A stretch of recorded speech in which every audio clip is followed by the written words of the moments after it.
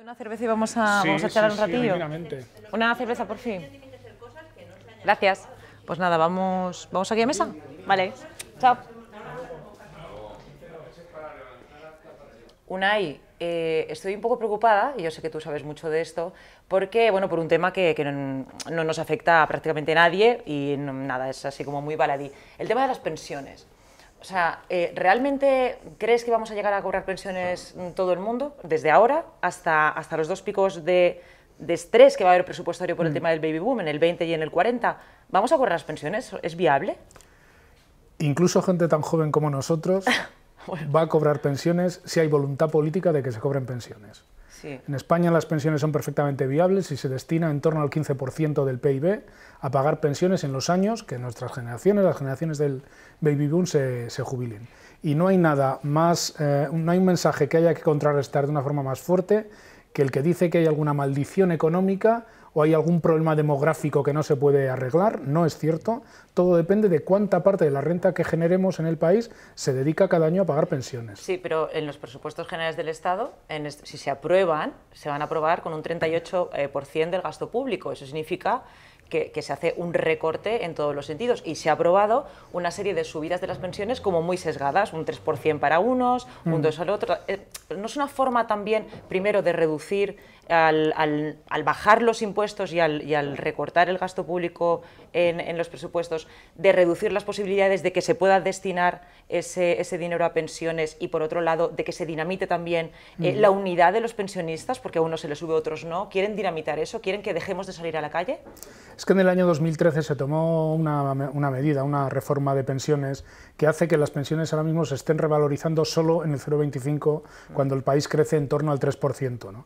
Y por tanto, lo que ha ocurrido es que, como ha habido una enorme movilización en la calle, el Gobierno ha reaccionado, y ha reaccionado con subidas muy parciales, ligada a unos presupuestos generales del Estado que no está nada claro que se vayan a aprobar, y por tanto intentando así desmovilizar a la sociedad.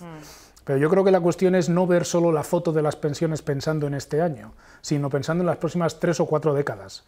Y ahí es donde hay que situar el debate, es decir, cómo hacemos para eliminar esa reforma que va a generar que caigan las pensiones del futuro, y cómo mejoramos los ingresos del sistema de pensiones y del sistema fiscal que existe en España.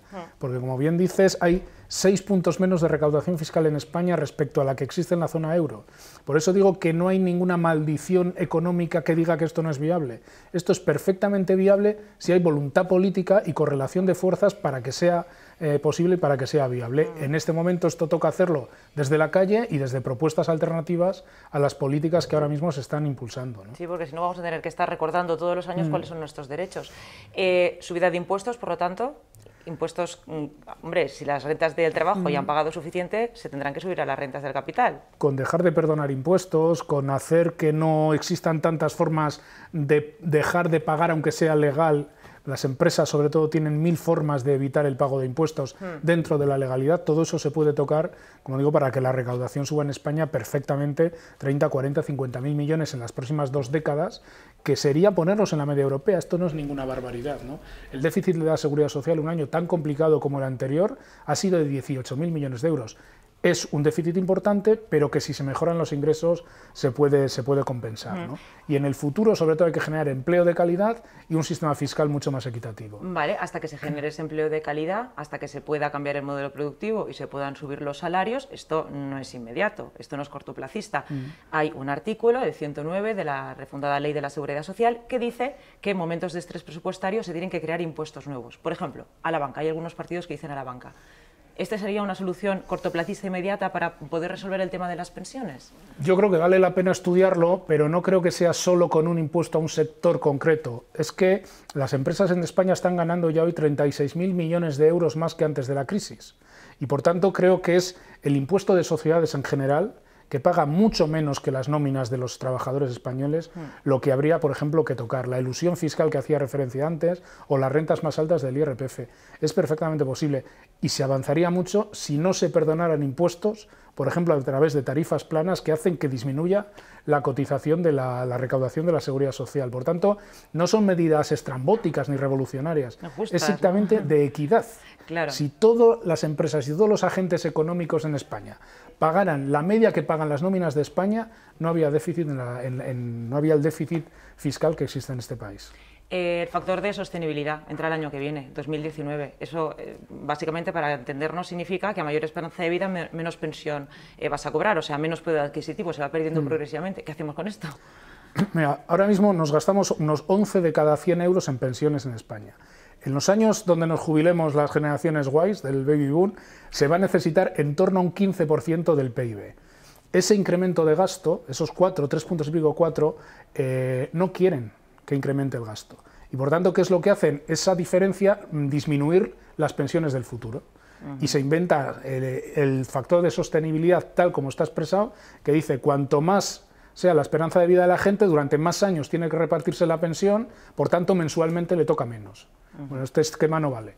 Este esquema no vale porque la gente lo que no va a hacer para cobrar pensión es morirse antes. Esto no está bien pensado, ¿no? Bueno, lo que hay que hacer es ingresar más para que a lo largo de la esperanza de vida de la gente pueda percibir el mismo nivel de pensión o más del que hoy en día tenemos, que es verdad que es de los más altos de Europa en cuanto a sustitución respecto al último salario, pero que muchas veces siguen siendo pensiones muy bajitas porque vienen de salarios muy bajitos como eran los que había en España hace unas décadas. Bueno, a lo mejor sí que morimos antes, ¿no? Porque están recortando en sanidad, quiero decir, igual va por ahí el tema. Una cosa, desde 2007 se han incrementado los beneficios de las empresas, de hecho se han repartido más dividendos y se han recortado los salarios. ¿Se tendría que empezar por un poco negociar qué márgenes de beneficios tendrían que recortarse para poder volver a repercutir en los salarios ese incremento de beneficios que sí que han tenido? Totalmente, es que aquí se han tomado reformas para empobrecer el país. Y esto que llaman la devaluación interna, que básicamente era disminuir los salarios, digamos, hacer más pequeño económicamente el país como una forma de búsqueda de salida de la crisis, una especie de modelo neoliberal de salida de la crisis para España. Esas reformas pensadas en devaluar el país son las que hoy en día siguen funcionando y son las que están impidiendo que suban los salarios, que mejore la recaudación y que se distribuya la riqueza. Y por tanto hay que modificar esas reformas que se tomaron en la crisis o va a costar muchísimo que el crecimiento económico se traduzca en mejor estar y en bueno, más beneficios, en más reparto de la riqueza para la mayoría social, ¿no? ¿Y esto cómo se hace? Bueno, pues con voluntad política o con otra correlación de fuerzas, con propuestas serias y con movilización en la calle. Yo creo que todo a la vez, y es en lo que está el sindicato en este momento.